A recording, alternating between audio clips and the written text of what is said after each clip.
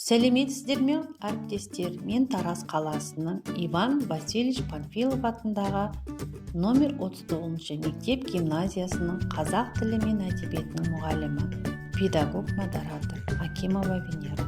Педагогика саласында жұмыс жасап келе жатқаныма 23 жылдай болып қалды. Дегенмен жұмыс тәжірибеге қарамастан әрқашан ізденістемін.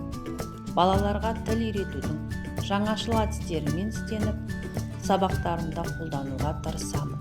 Заманауи практикаға сай жұмыс жасау үшін өз білімімді жетілдіріп отырамын. Одан бөлек өзімнің тәжірибеммен басқа мұғалімдермен бөлісу мақсатында неше түрлі республикалық журналға сабақтарымды жариялап отырамын. Мысалы, Заманауи педагог республикасы журналында тұсаукесу, Әлібек әдепті бала атты сабақ тақырыбында жарияладым.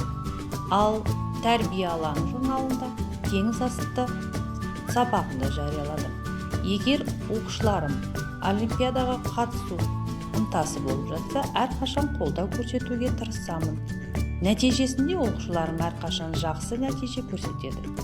Мысалы, халықаралық дистанциялық олимпиадасында жүлделі орын алған оқушыларым қазақ тілі мен әдебиет бойынша алтын тобылғы олимпиадасында жүлделі орын алған оқушыларым да бар.